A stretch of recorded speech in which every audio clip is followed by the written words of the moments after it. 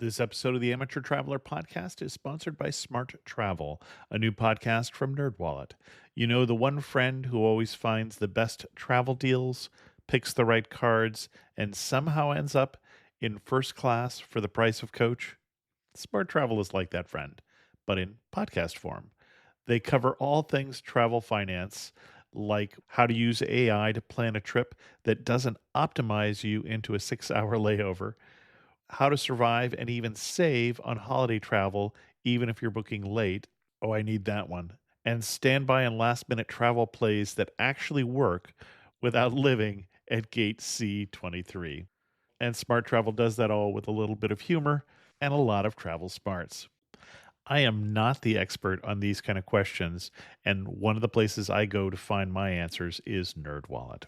Upgrade trips, not bills, with NerdWallet. Follow Smart Travel wherever you get your podcasts. And thanks to Smart Travel and NerdWallet for sponsoring this episode of Amateur Traveler. Here's the thing about being a great gift giver. When you find something truly perfect for everyone on your list, you almost don't want to give it away. That's what happens with me with my Quince order. Everything's so soft and well made, I'm seriously tempted to keep it all for myself. Quince pretty much has your whole list covered. Mongolian cashmere sweaters for $50 when you normally pay $200 or more for them, the kind you'd wear on repeat.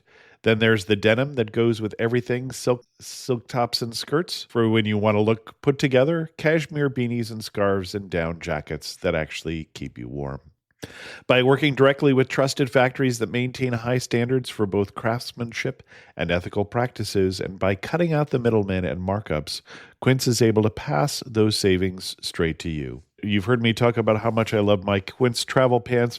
My wife's pants are now on order too, because she's heard me talk about it a lot, even though she doesn't listen to the show. Find gifts so good you'll want to keep them with Quince. Go to quince.com/traveler for free shipping on your order and 365-day returns. Now available in Canada too. That's QUINCE.com/traveler to get free shipping and 365-day returns. Quince.com/traveler. And thanks to Quince for sponsoring this episode of Amateur Traveler. Amateur Traveler, episode 974. Today, Amateur Traveler talks about capes and fjords, penguins and cormorants, glaciers, and the Yamana people as we go to Patagonia on a cruise with Australis. This is Chris Christensen from Amateur Traveler. Let's talk about a Patagonia cruise.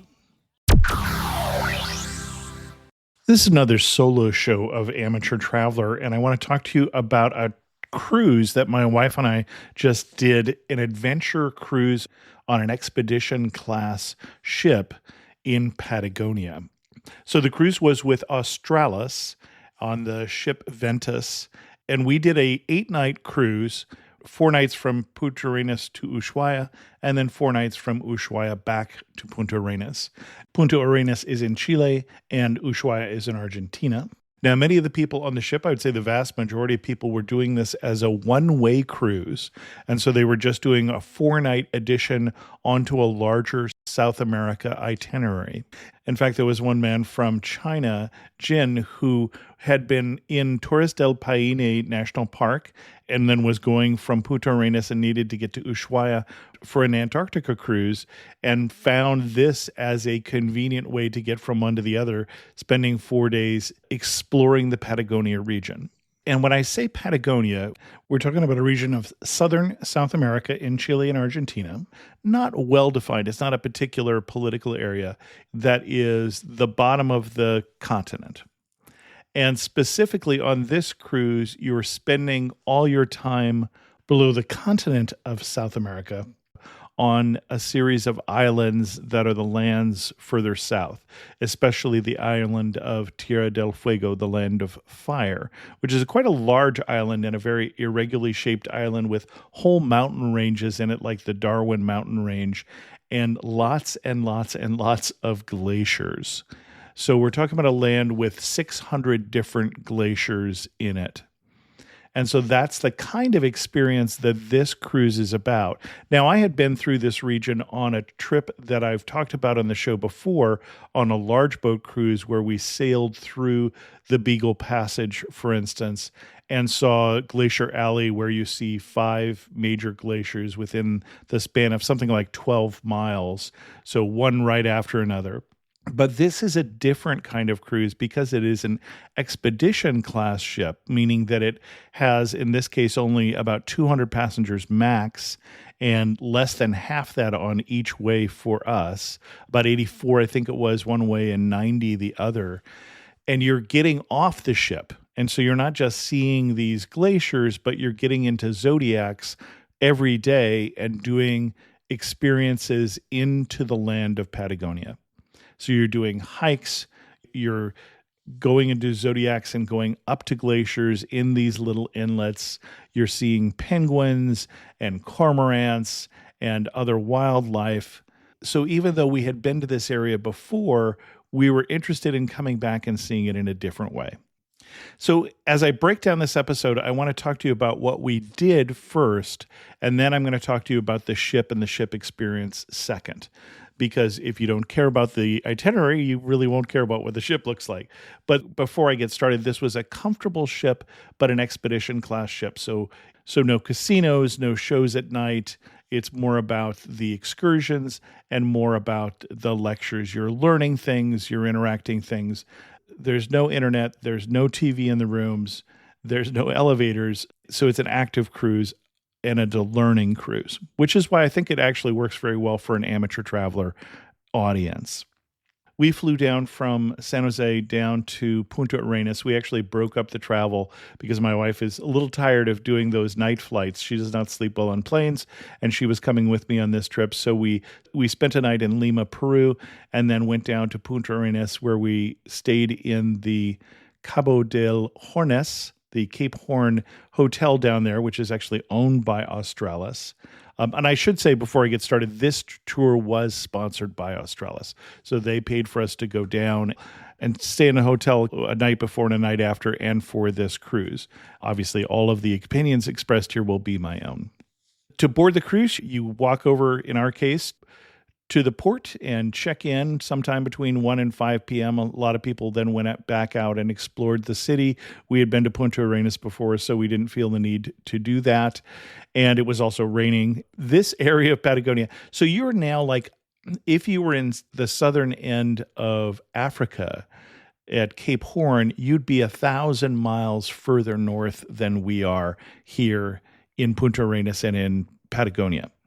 And so you're fairly far south. So we were there in late November, early December. So coming up on the end of spring and the beginning of summer, but it felt more like what winter feels like for me here in Northern California. So no snow, but all the mountains are snow-capped. And we would have days where it'd be 50 degrees, but with the wind blowing through the Straits of Magellan and Punta Arenas, it would say it feels like 33. This is a warm clothes kind of cruise, even though we're doing it fairly close to the beginning of summer. So we boarded the cruise about 6 o'clock. The very first thing we had was a orientation, what we were going to do for the next day, because the expeditions were going to start about 2 a day, starting in that first full day of the cruise, or the second day as it's counted. And so we learned more about that particular expedition and where people were from. It's a multilingual audience that is on this cruise. So all of the announcements were given in Spanish and English, and on our cruise also in French. And there are 3 main lounges on the ship.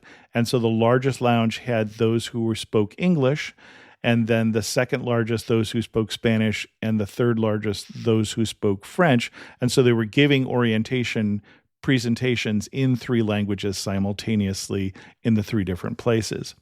And then also when you're getting on your Zodiacs, you're tending to board with a group of people who speak a common language. And I say who speak a common language isn't necessarily for the English-speaking group their first language. So we had a lot of German speakers in ours, and they were doing the slides with German subtitles. And then in the Zodiacs, for instance, we were meeting Jin from China who spoke English, or somebody from Moscow who spoke Russian as their primary language, but also spoke English. And I'm not going to go into the details of the presentation because I'm going to talk about the expedition in a minute or so. And then we went down to the main dining room and had dinner. We had assigned tables and met some of the people who we were going to be traveling with. And you're seated with people in your group if you have a group. We did not, or with people who speak a common language if you don't. And so we were with a mother and daughter from Australia and a couple from the UK who we got to know and enjoy their company at all the different meals. And before I get into the details on the expeditions, because that's what I'm going to focus on here is what we did off the ship, but it is useful to understand what it's like being in Patagonia, because this is a cruise that I would say is not necessarily about the wildlife and then the scenery, but it's about the scenery with then some wildlife. And so as you're cruising through, for instance, the end of the first full day, the second day of the cruise, we had left the Straits of Magellan and we're cruising out to the Pacific to circle around and come into the Beagle Channel south of the island of Tierra del Fuego. And as we were cruising north of the island of Tierra del Fuego, we're cruising through these rugged mountains. And some of the mountains in Patagonia rival those gorgeous peaks you've seen in Torres del Paine in Chile, those things that look like they're teeth and carved right out of the rock as if they were very, very fresh mountains that have never eroded. But we're going through these cliffs and jagged peaks and rugged mountains. And I think that day I saw something like 100 different waterfalls as we were cruising along. Just these small rivulets of water that are going down the sides of the mountains. So the whole thing, the whole cruise, I think there is this spectacular scenery. So I'm not going to talk about every little thing we saw, but more the things that we did. And the first stop that we made on the morning of this second day was Ainsworth Bay. And Ainsworth Bay, there's a glacier at the end of the bay, as there are at all of these bays. And there were two different options for the excursion. And this was often the case. If there was one that was a strenuous hike, there would be one that was not. And so you could either do the strenuous hike up the moraine, and a moraine is those layers of rock that get pushed along either in front of or alongside of a glacier. So you could do a hike along the moraine up to a view of the glacier. And so that was going to be more strenuous, but you weren't going to have as much time for information from the guides about the flora and the fauna. And then there was the forest hike, which is what we did, which was going to be more information, less strenuous. And what they were focusing on in this particular excursion was what happens after a glacier recedes and life comes back, and what are the steps in the process. And we'd seen this up in Alaska as well. Very similar process down here is first you get the lichens on the rocks that grow on these bare rocks, and then the moss then takes a hold growing on top of this lichen. And over time, that will degrade. You'll start to get a little soil. You'll start to get some bushes like the fire bush or some of these berries and things that will start growing. And eventually you'll get trees, at first kind of dwarf trees that are really only maybe a foot tall or 2 feet tall, that may be quite old trees, but just don't have soil yet. And then over the years, over the many, many years, you'll get whole forests. And in this particular spot in Ainsworth Bay, you could sort of see this line where the glacier had for many years been up until this line. And so everything to the left of this line was scrub or bare rock or lichens and moss. And then to the right of this line was a whole woods. And it was mostly what you call an evergreen beech tree, which is not a beech tree, but that's what English speakers call it. It is an evergreen tree, but looks like a deciduous beech tree that grows in this area. And then the guide would point out to us various plants, for instance, that the native people, the Yamana people who lived here in Tierra del Fuego would have eaten, like the Indian bread, which is a round fungus, maybe the size of an orange or a peach, that grows in nodules on these trees. It's a parasite. And also here's the calafate bush, which is like a blueberry bush, which has a berry that's rich in antioxidants that was useful in their diet, and also makes a pretty good calafate sour, just so you know. And if you get tired of your pisco sour while you're on the boat, or the winter's bark, which is a great source of vitamin C that the natives were able to tell some of the European explorers about. But then we went further on. And it was interesting. We saw that the forest had been ravaged, a lot of dead trees turning into more marsh and meadow. And the reason for that is that in the 1940s, when Perón was the dictator in Chile, someone, and probably approved by Perón, decided it would be a cool idea to bring in Canadian beavers to have this source of fur that they could hunt these beavers and sell the pelts. The problem is this area has two different things that are different from where they brought these animals from. One is no bears, no predators, and two is it doesn't get nearly as cold. And it turns out that the beavers need both adrenaline from running away from predators like bears and cold weather to develop commercially valuable pelts. And so this was a complete waste of time commercially, and now has this invasive species that's damaging a lot of the woods here in Patagonia. So tell me if that sounds like a familiar story to you. So bad for the forest, but the beavers are having a great time. We also saw various wildlife there. We saw kelp geese, ashy-headed geese, and we spent our time learning about the devil's strawberry, the fire bushes, the lichens, and those things on this excursion.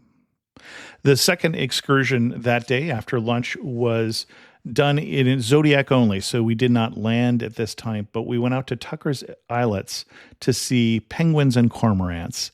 And so we went to these rocky islands and through some choppy seas to get around the corner to see a beach here where the penguins were nesting.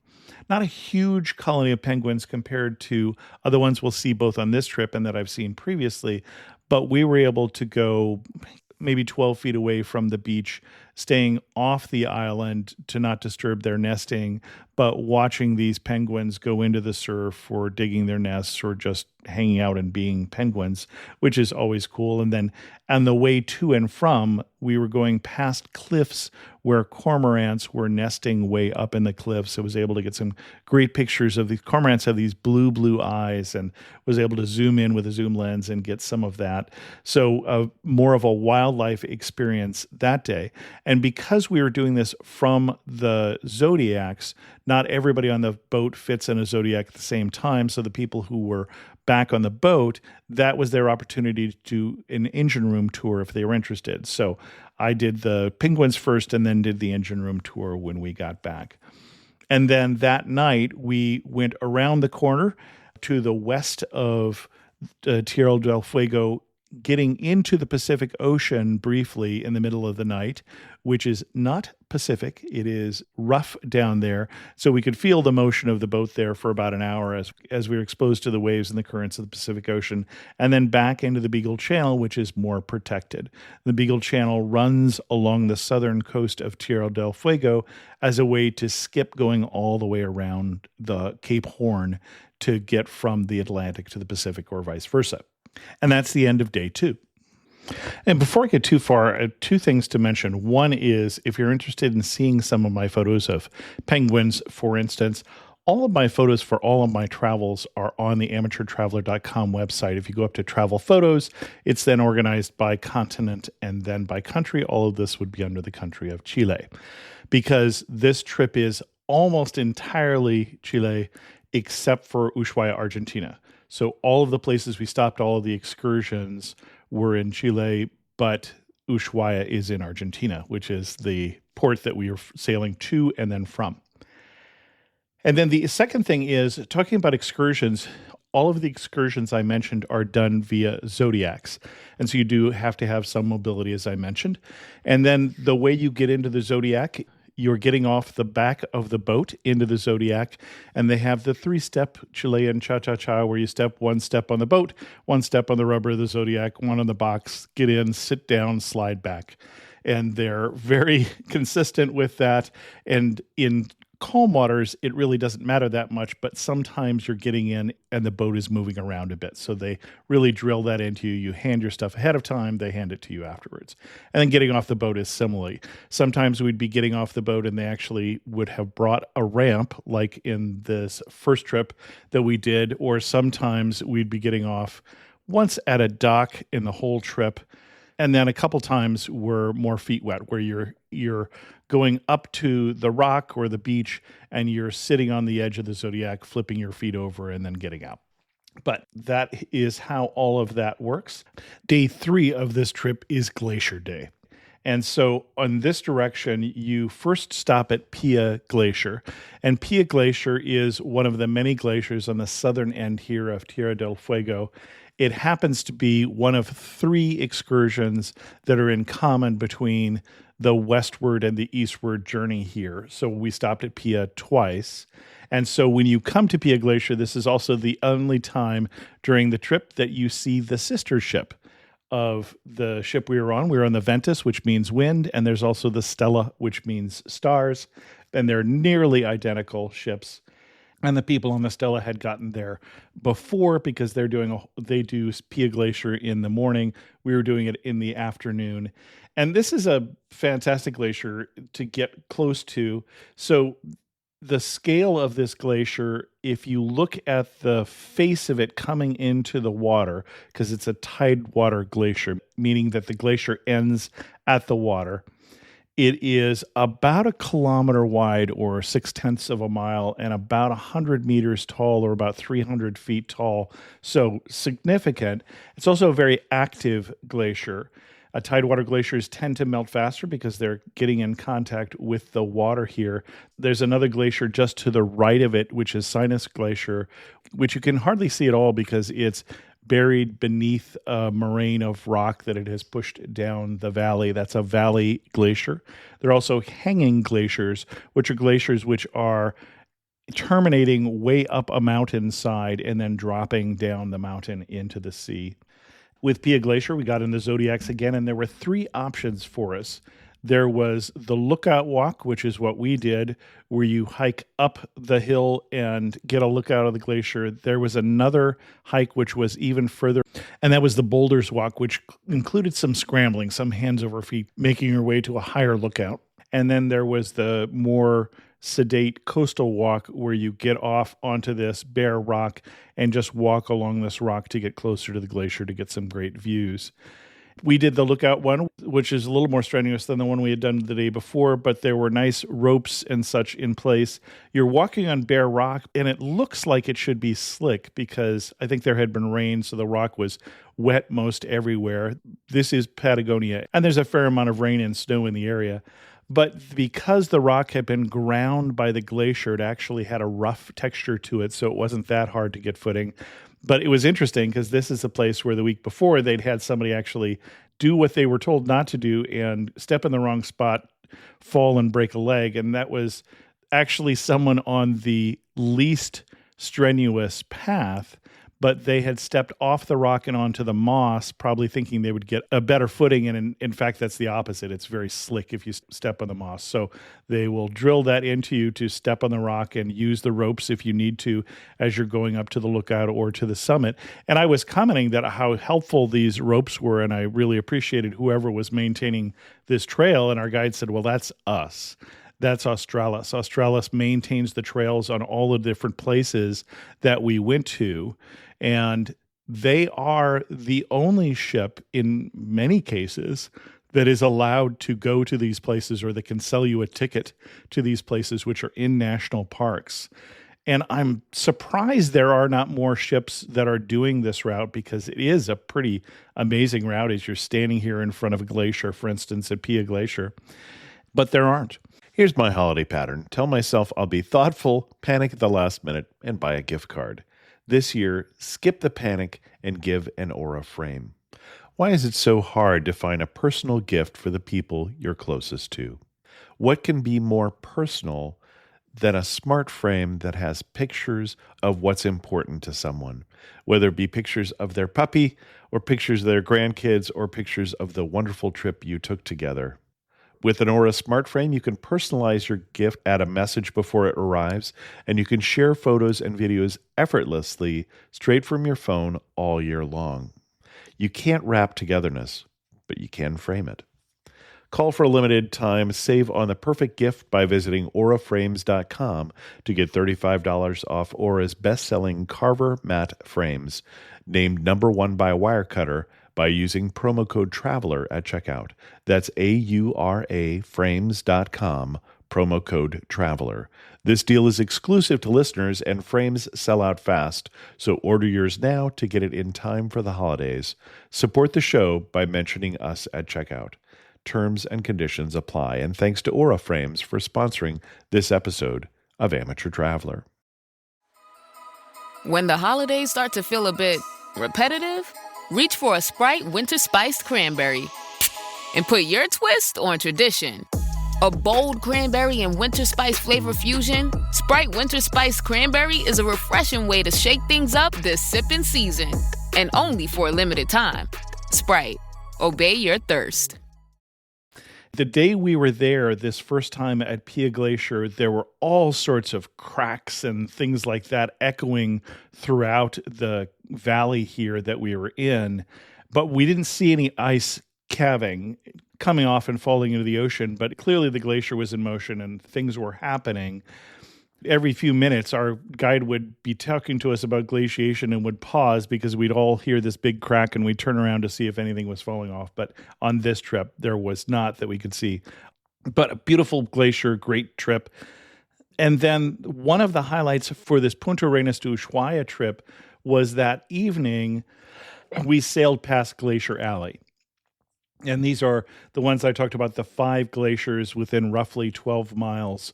And they were named after European countries. So there's the Romanche Glacier, the Alemannia, which is Germany, Francia, Italia, and Holland. And as you sail by in the boat, they make a big deal of it. And so the music on the lounge that we're in changes depending on where we're at, and then they served food and drinks appropriate. So we got beer and sausages as we sailed past the Alemannia Glacier, and then we got cheese and champagne, I think, as we sailed past the Francia and so on. And so it was a very big deal, and these are stunning glaciers. It's just an amazing area here where you see so many glaciers coming down into the Beagle Channel here within a short period of time. Really is a highlight for the tour. And then the next day, the plans were, this is the last full day of the One Direction, to start the day at Cape Horn. And Cape Horn is always a maybe.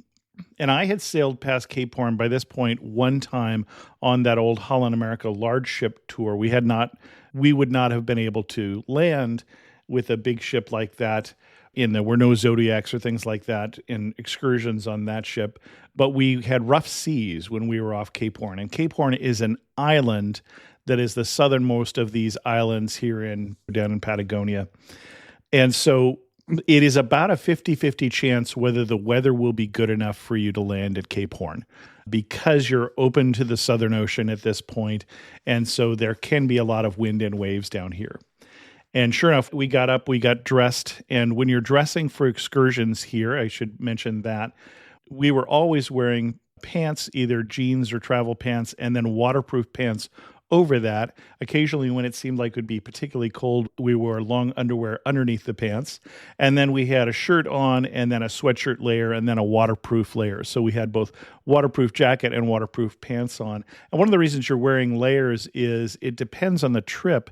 You might be cold, for instance, on the Zodiac getting over to the shore, because it feels like 10 degrees cooler, I'd say, when you're on the Zodiac than it does when you're on the shore. And sometimes when you get on the shore, you're shedding layers because the weather when we were there was, I would say, around 50 degrees Fahrenheit, or maybe down to 45, 43, or 10 degrees Celsius down to, maybe 5 degrees or something like that. And for me, 50 degrees Fahrenheit is shirt sleeve weather. There were a couple different times where I'm taking off the jacket, I'm taking off the sweatshirt once I get to land. And so layers are appropriate. And then you're wearing some sort of hat that's not going to fall off in a Zodiac. A ski cap or something like that is good. Gloves are something they recommend taking. I wore them, I think, twice on the trip because except for a couple of the hour-long Zodiac trips, I found I didn't really need the gloves. They gave you, when you got onto the ship, both a water bottle so that you can refill the water from the filtered water on the ship. Because it's an eco kind of tour, they don't do plastic water bottles that are disposable. You refill this metal water bottle they gave you. You get to keep it when you're done. And they also gave you a dry bag, which again, you get to keep when you're done. It's branded as you might suspect. And so your camera, if you need a camera, your water bottle are in this dry bag, and the dry bag can turn into a backpack when you're on shore. And so we're up and dressed and we're wearing all this. And they call and they say, we're not going to land in Cape Horn today. We can't. There were two things they were looking for to determine whether it was going to be safe to land. The first thing is, what's the wind like? The night before, they said the wind was 25 to 30 knots, so nautical miles per hour. And that was kind of iffy in terms of whether it was too strong a wind to be able to bring the Zodiacs down from the third deck via crane down into the water. If it's blowing too hard, it's just too dangerous for the crew to even get those Zodiacs into the water. So that was the first thing, and that was the one we failed on this one. If the wind is good enough that you can do that, then they will send out an advanced crew. The guides will go out to the island in the Zodiac. They will see what landing is actually like. But this day, the winds were 58 to 72 knots. And so once they told us that, I realized that the ship was at an angle because the wind was just buffeting it. We were sitting in the water crooked because of this strong wind that was blowing against the ship. Now, fortunately for us, and this is one of the arguments for doing the two-way trip like we did, is we knew we had another chance to land at Cape Horn on the return trip. Again, only 50-50 chance, but be that as it may, if you're going one direction, you've got one chance. So the landing got scrubbed. We went to breakfast instead. This was an early morning excursion, the only one on this direction where we were going to get up before breakfast and go in because normally the sea would be calmer. And the sea actually wasn't too bad. It wasn't as bad as it was on that previous time I'd been down here, but that wind was something. Going outside and standing in the wind was a little scary even. The other excursion that day was Ushuaia Bay excursion. And I said there are three excursions in common on the trip: the Pia Glacier, and then these two, the Ushuaia Bay and the Cape Horn excursions, are in common both directions. Now, it turns out that the sea was a little rough that day, and I got seasick. Now, I've only gotten seasick twice, I think, as an adult, so I wasn't taking anything for it. I didn't have any patches, and it was all my fault because I was sitting up in the lounge, and it was a little stuffy up there, so I was sitting in a stuffy room instead of going outside and staring at the horizon. I was reading a book, so I did everything wrong in terms of getting seasickness. So that first day, we actually skipped the Ushuaia Bay excursion because we knew we would have a second chance for it in 2 days. So I'll get back to Ushuaia Bay in a few minutes.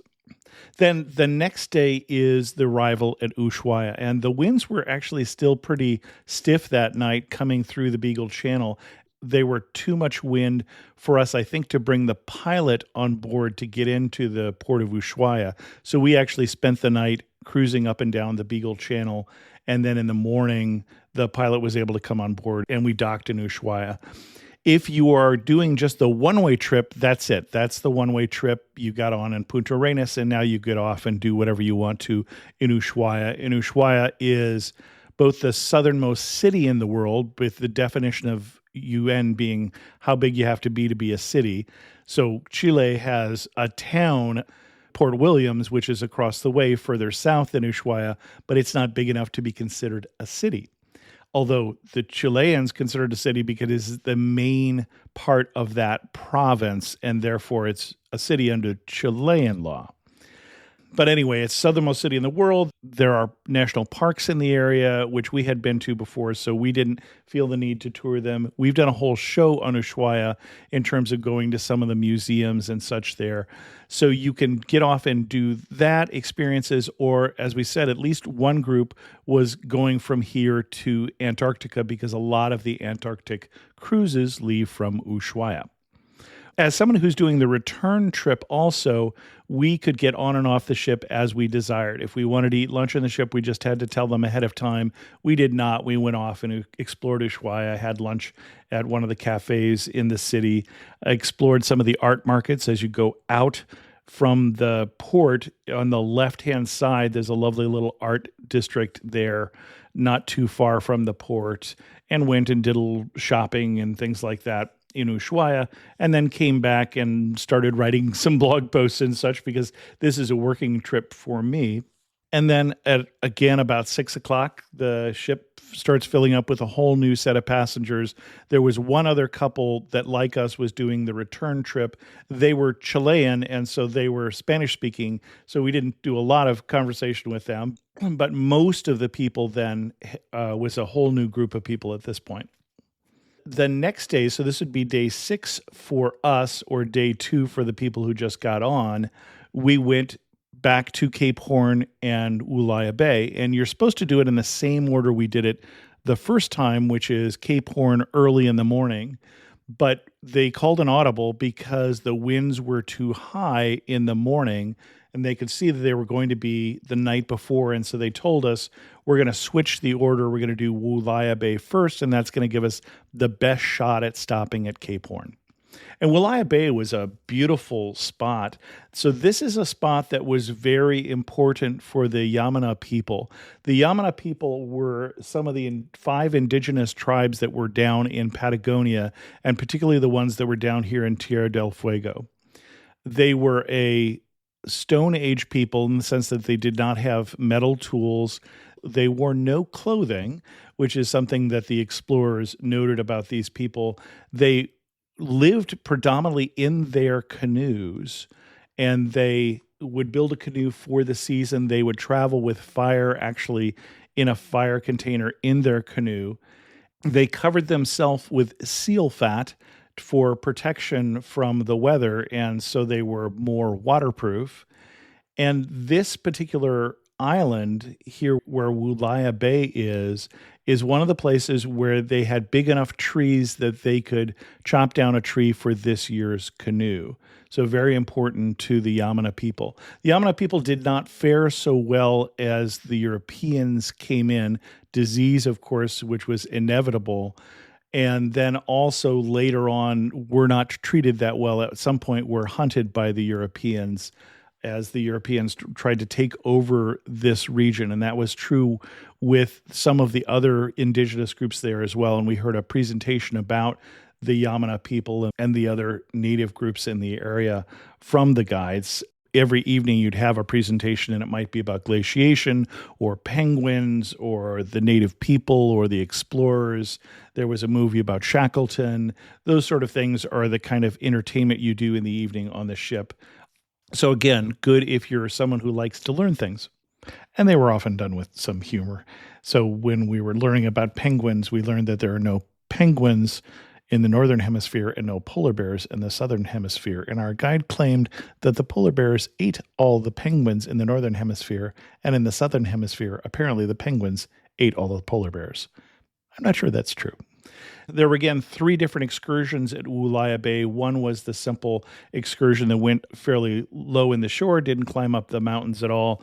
And there's also a building there that was built by the Chilean Navy. This used to be a Navy facility that has been turned into a museum. And so you can learn about the Yamana and some of the explorers in the region and some of the history of the area in that building.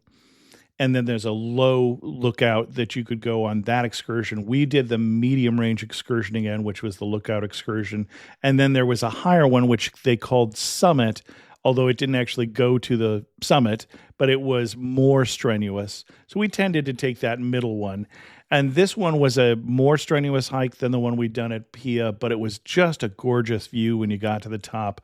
Probably the view from there with the ship in the distance is going to be the artwork for this episode, but it's definitely included in the blog post. If you go over to Amateur Traveler, I've got blog posts about the itinerary and then a separate blog post about the ship, and you can look at that. But just a gorgeous area.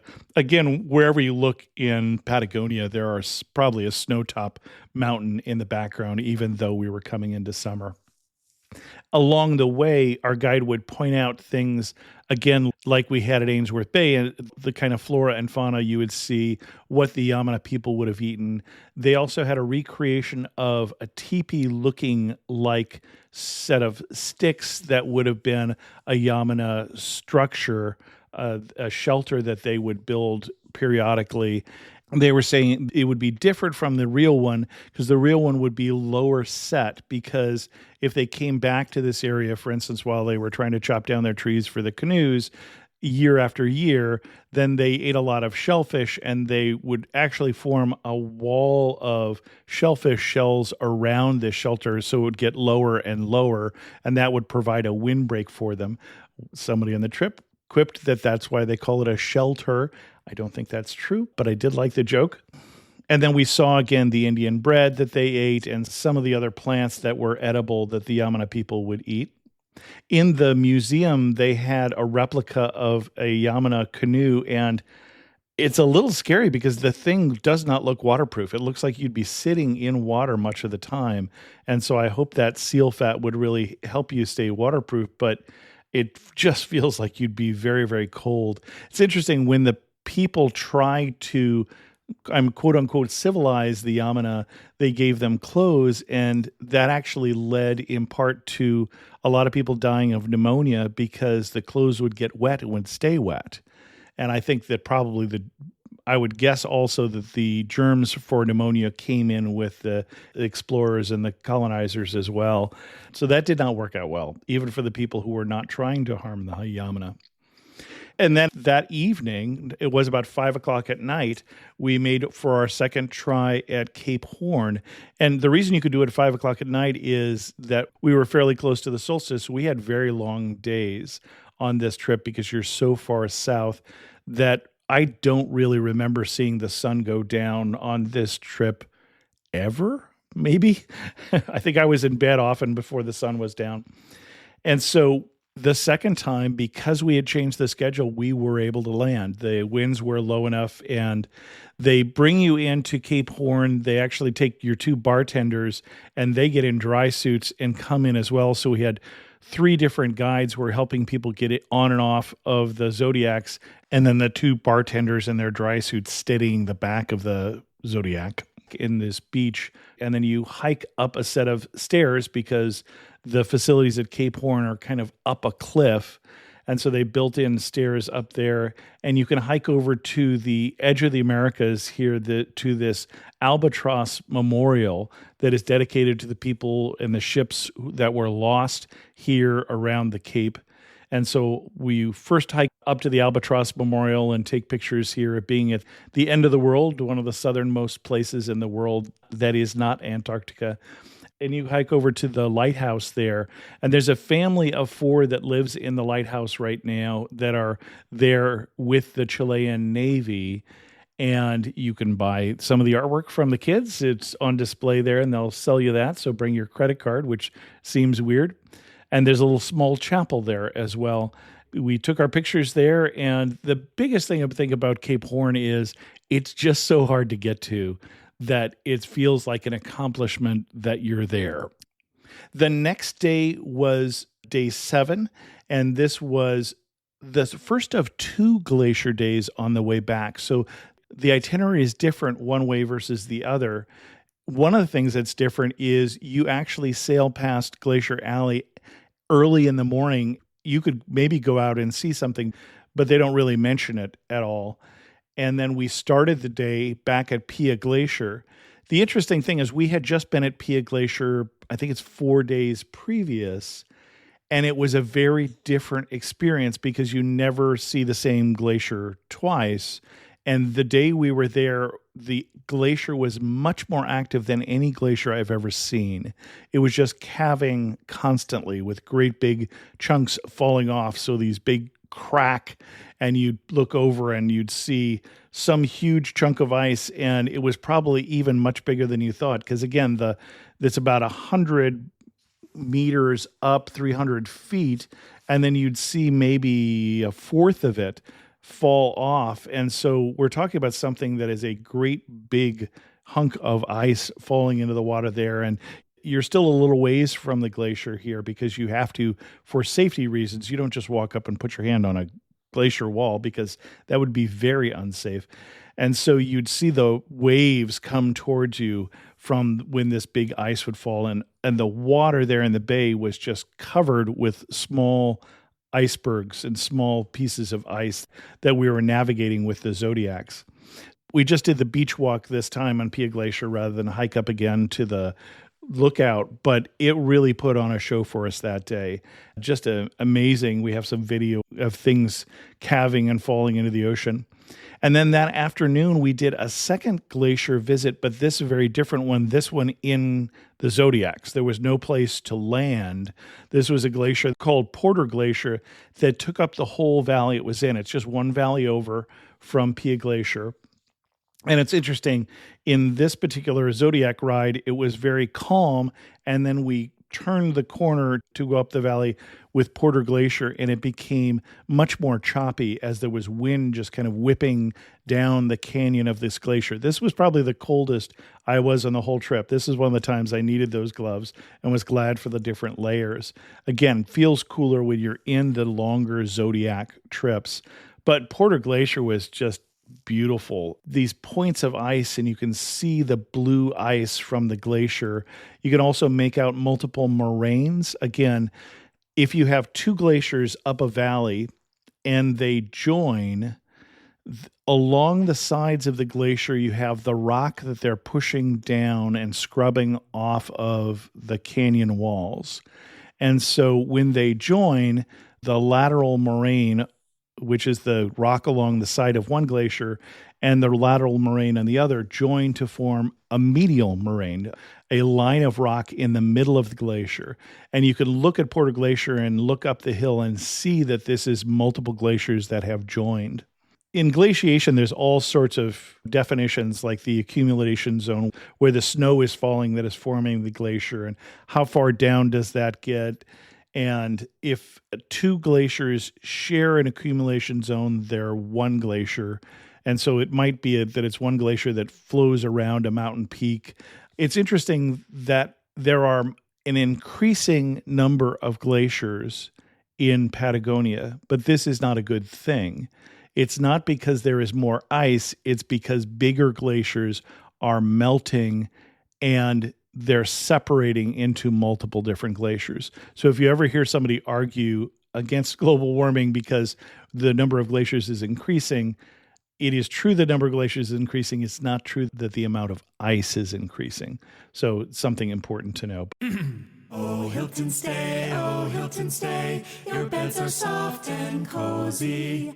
No lumpy couch, no stiff futon, no shower line at crack of dawn. Oh, Hilton stay. When you want holiday comfort you can count on, it matters where you stay. Enjoy comfortable rooms and friendly service when you stay with Hilton instead. Save up to 25% this season when you book with Hilton. Hilton for the stay. Terms apply. This episode is brought to you by Indeed. You're ready to move your business forward, but first, you need to find the right team. Start your search with Indeed-sponsored jobs. It can help you reach qualified candidates fast, ensuring your listing is the first one they see. According to Indeed data, sponsored jobs are 90% more likely to report a hire than non-sponsored jobs. See the results for yourself. Get a $75 sponsored job credit at Indeed.com/podcast. Terms and conditions apply. Porter Glacier, beautiful view. So that was day 7. And again, day 8 was another glacier day like the one before, with one visit to a glacier in Zodiacs, and that was Condor Glacier. And the guide Mauricio that we had that day, this was his favorite glacier, and I understood why. And this is, again, another Zodiac-only trip to a much smaller glacier, this time choppy waters until we turn into the valley and then smooth as glass waters. So you just never knew when you turned around a corner in a Zodiac what the weather would do. And Condo Glacier is beautiful because the walls of this canyon are rock and green vegetation and waterfalls and just a really pretty area. And again, this blue ice here in the Condor Glacier in this calm, peaceful little valley here. We stopped along the way back and looked at a colony of cormorants as we're taking pictures from our Zodiac. It's useful to have a zoom lens and to be able to take burst photos. When you're shooting from a moving Zodiac, you're going to throw away about 80% of your photos, but if you keep shooting, you're going to get something. And so a fast lens, a good sensor, and a zoom lens are helpful if you're trying to do the wildlife pictures. If you're trying to do the glacier, the iPhone or your smartphone works just fine because it's big. You don't really need to zoom in as much unless you're trying to get some of the features of that particular part of the ice or something like that. There by the cormorants, we saw a caracara, which is a type of hawk in South America, trying to tear up one of the cormorant nests, and we couldn't quite figure out that behavior. That afternoon, we made our last stop at a glacier, and that was the Aguila Glacier, or Eagle Glacier. This one, again, wasn't clear that it was going to be able to happen because the weather was a little choppy, and this was a landing at a beach. This is the only landing we had that wasn't feet dry for me, because you're getting off the Zodiac and stepping onto a stool or stepping directly into the surf. And if you didn't time it quite right, one boot got water in it. I was wearing waterproof boots, and I do recommend that as your footwear for this particular trip. And if you're going to wear them through the airport, get ones without metal in the toe. And higher boots mean that you're more likely to stay foot dry. And a lot of the trails we were on were muddy. It was helpful to have boots with some good grip on them as well. So we landed at Aguila Glacier and we walked along the coast and then into the valley, into this lagoon that's created by the glacier has been receding, and so it has left a terminal moraine. That is, the rock that got pushed down the hill has formed a hill of these small rocks, and then as it receded, it melted and formed this lagoon. So you're hiking along the side of this lagoon and up into the forest and learning some of the things like we learned on that first experience about the different trees and the glaciation and those sort of things. And then you walk along the side of this lagoon until you get to a sandbar fairly close to the glacier where you can get a view of that. So you hike with the guide all the way there, getting information about the flora and the fauna, and then you hike back on your own when you were ready and got back onto the ship. And that was day 8. In the evening of day 8, and this was also true on the evening of day 5 when we were pulling into Ushuaia, they do 3 different things. One is they give some lucky passenger the flag for the ship for this particular cruise. We were on cruise 178, and they number them with the whole round trip. And then they auction off the charts for when we went into Cape Horn, and the proceeds for that auction go to the crew. They're split between every member of the crew. And then they do a slideshow. Everybody has been asked to turn in their pictures from this cruise, and we spend some time seeing everybody's photos, which is great fun. Now, day 9 was disembarkation, but on this direction, there is one more activity which hopefully will happen, and that is Magdalena Island. So Magdalena Island is an island just outside of Punta Arenas. You're back at Punta Arenas where you started, but Magdalena Island is a colony of penguins and other seabirds, penguins and seagulls predominantly. And this season, they've actually had more trouble landing at Magdalena Island because of the winds that were blowing down. You're now in the Straits of Magellan than they have at Cape Horn. But we were able to land, and this is not a guided tour. This is one of the only things that we did where you weren't with a guide the whole time. And those guides were wonderful. The crew and the whole ship was wonderful. The stewards at dinner, the bartenders, but the guides are the ones we interacted with the most, and they were awesome. Knowledgeable, helpful, just really going out of their way to make sure that you had a good trip. But this is one that you didn't do with the guides. Basically, you get onto this island and they have a 45-minute loop trail where you walk. It's not really a hike, up and around up to a lighthouse and then back down and around. And you're walking on very marked paths through this colony of penguins and then later on this colony of seagulls. And they're right there. They're walking across the trail sometimes, and you're supposed to give them space. But it was a great time. You could shoot pictures even just with your iPhone and get a good picture of a penguin, although it did help to have a zoom lens there as well to get some better ones. And the whole time you're hearing penguins that are calling for their mates. So they're putting their head up into the air and making a sound like a donkey braying. And as they're calling for their mate here to come and find the nest. So this is a nesting area for the penguins. So glad that we got to stop in Magnolia Island. Loved the penguin experience there. Also loved the one on the other direction at Tucker's Islets, but they were quite different. Tucker's Islets much smaller, but it felt like you were out there in the middle of nowhere. You were basically, there was no one else around. And this one, you're fairly close to Punta Arenas, and I believe there are other tours that do this as well from Punta Arenas. And that was it. From there, we had breakfast because this was an early morning tour. Finished our packing, put our bags out. They took them down the dock. Then about an hour later, we were free to go and went down, claimed our luggage, and went on with our trip. A couple words about doing one-way versus round trip. The one-way just felt like it would be so quick because it's 4 nights and so 3 full days. And honestly, they felt like very full days, but I was glad we had done the 8 nights, especially because we gave us 2 shots at Cape Horn and we were able to get there, which we wouldn't have been able to do if we had just done the one direction. If you had to pick between the two, it's so hard. I think I liked the Ushuaia to Punta Arenas trip a little better. But the one thing that does skip is the Glacier Alley, which was a real highlight from the first time. So they were both good. And we had at least one person we met that had come back to do the other direction. So they did the whole trip, but they did it in 2 different years. Again, most of the people on the boat were doing a longer time in South America and were making this part of it. With the 8-night trip, it felt like a standalone trip, and that was really all we did. We did 1 day in Lima, Peru on the way back and did a tour in Lima, but it was worth going just for this cruise. And it was a wonderful cruise. Again, a great experience, an adventure experience. So, don't do this unless you're comfortable doing the kind of Zodiac tours that this cruise does. But I think a lot of the listeners of this show would find it very interesting. In terms of the boat, let's talk a little bit about the Ventus. And the Ventus and the Stella are very similar, except the Stella was built in 2010 and the Ventus in 2017.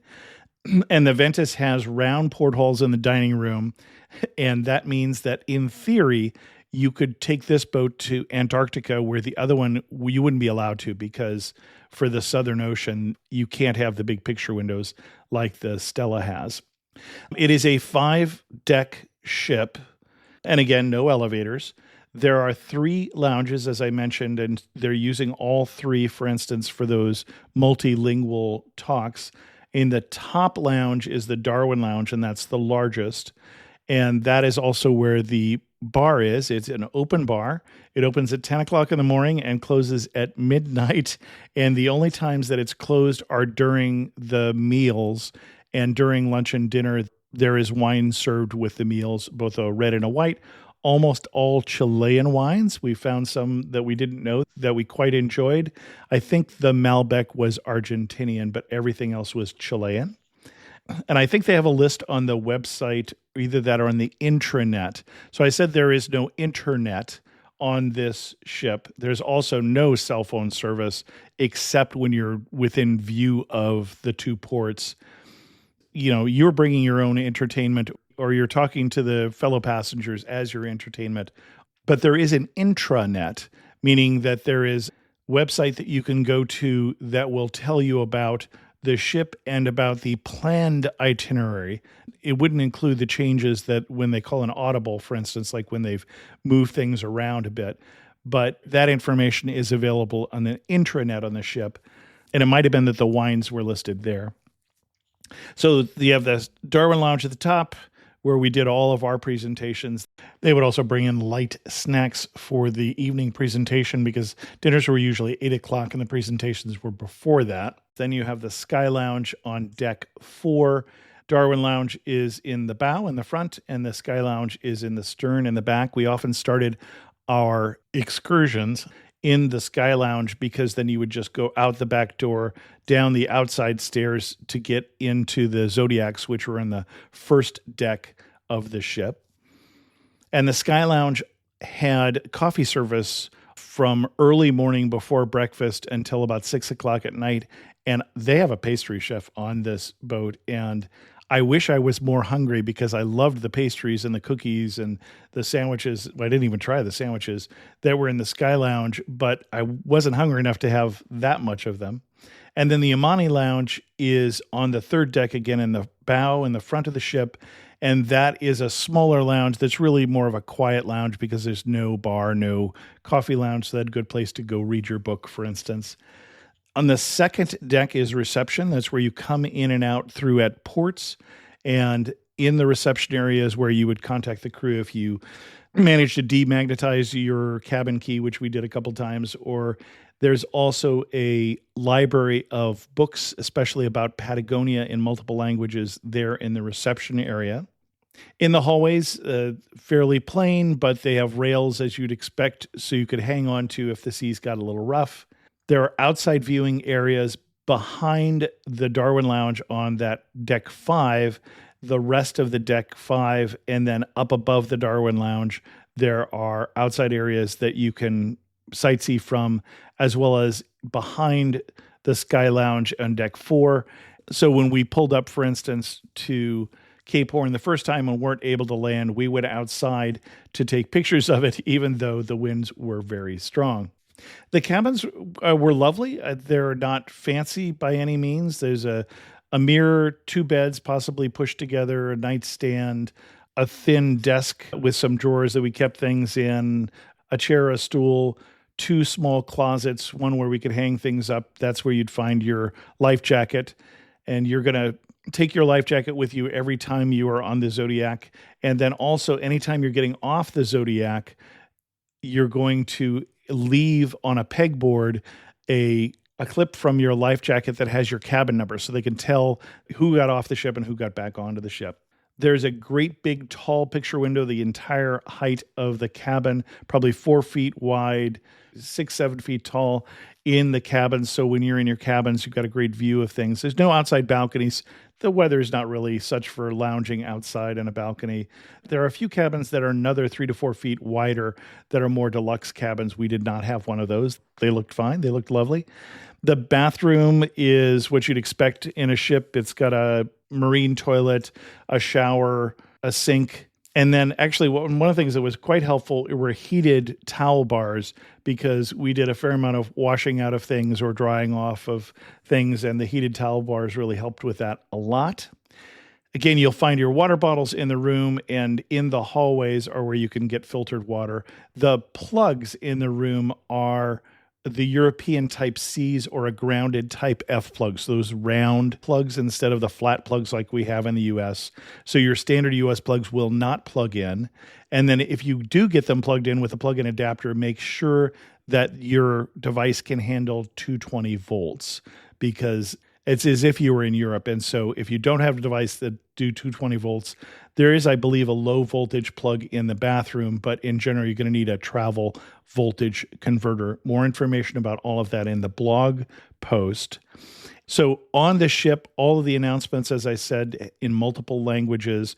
And so the Spanish announcement would tell you where to go, and it would be a different place than it would be in the English announcement, potentially, or a different time, or whatever, because they're going to arrange things by time. Up in the lounges, they have the announcements in multi-languages in terms of what the schedule is of the day.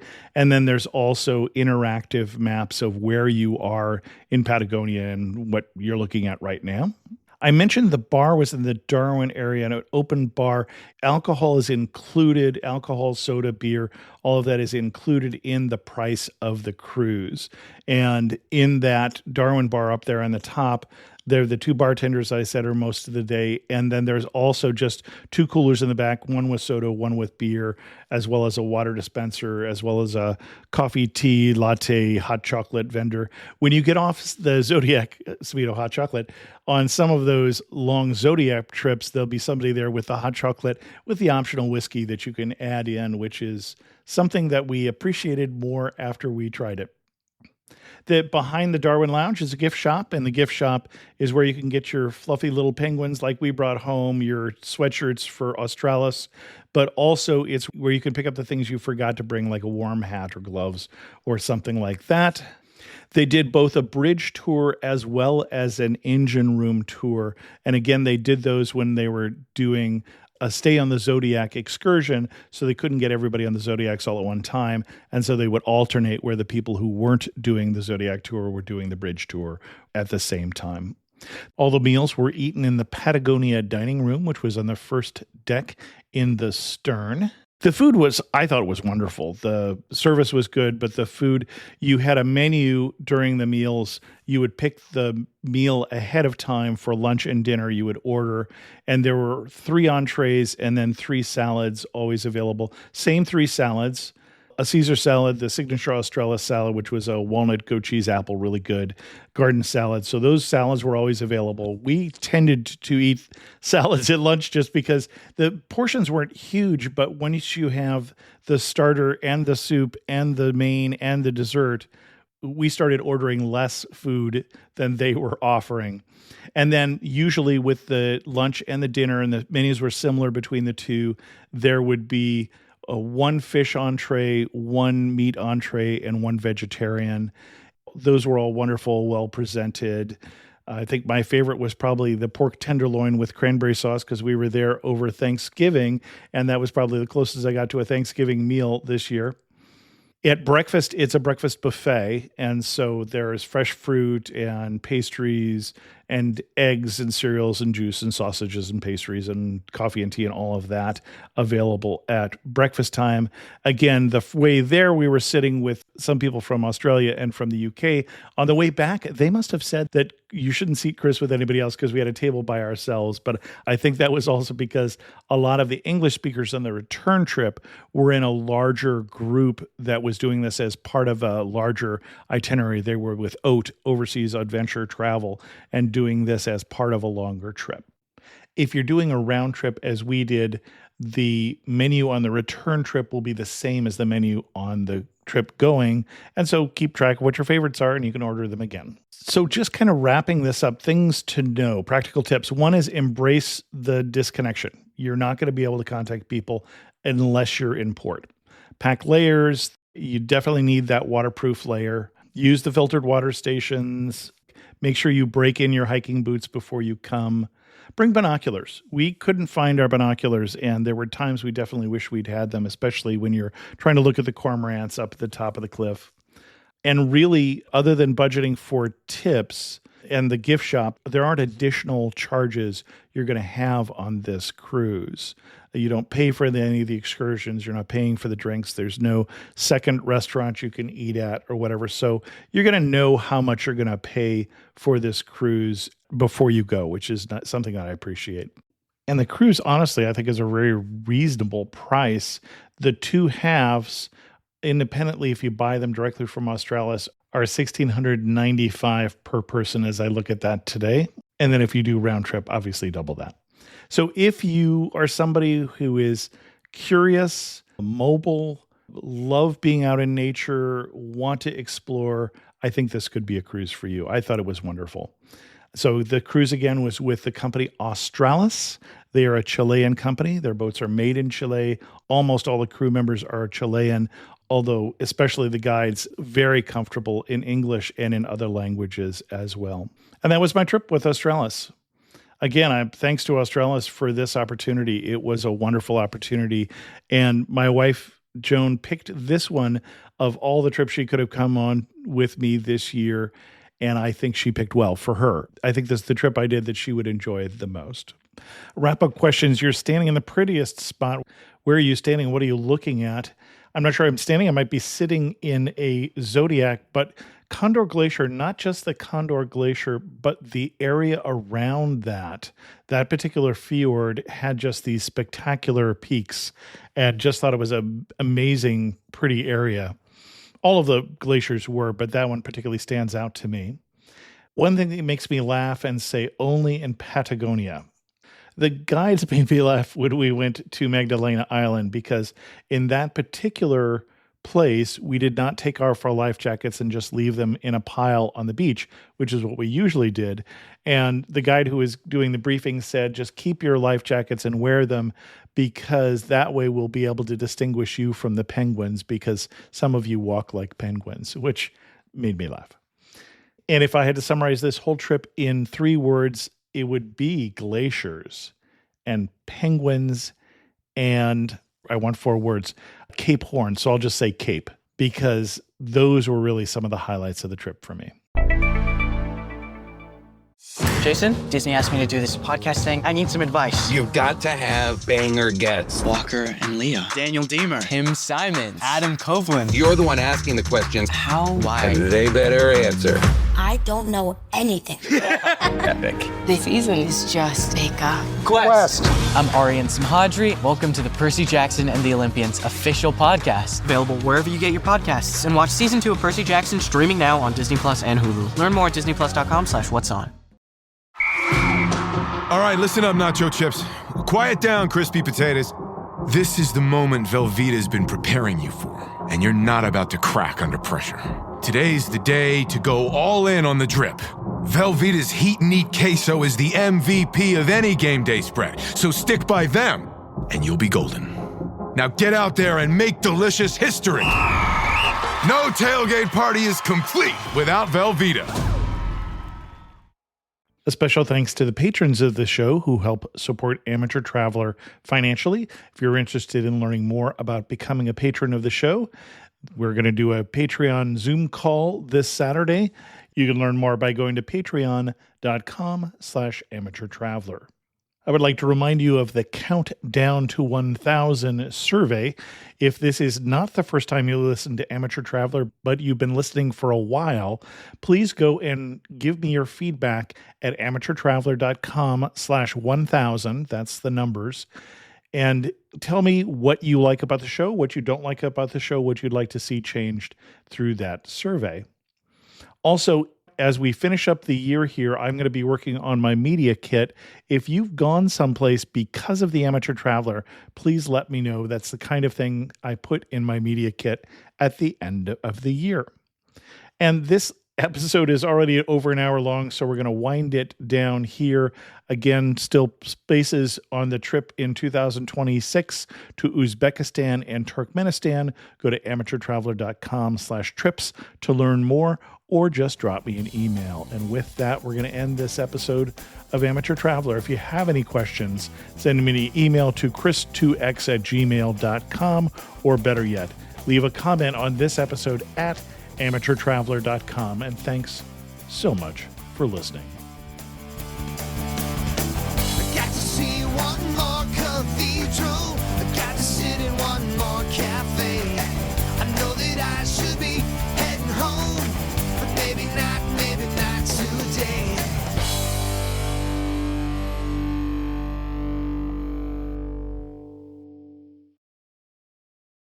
Hey, Ryan Reynolds here for Mint Mobile. You know, one of the perks about having 4 kids that you know about is actually getting a direct line to the big man up north. Mm-hmm. And this year, he wants you to know the best gift that you can give someone is the gift of Mint Mobile's unlimited wireless for $15 a month. Now, you don't even need to wrap it. Give it a try at mintmobile.com/switch. Upfront payment of $45 for 3-month plan equivalent to $15 per month required. New customer offer for first 3 months only. Speed slow after 35 gigabytes if network's busy. Taxes and fees extra. See mintmobile.com.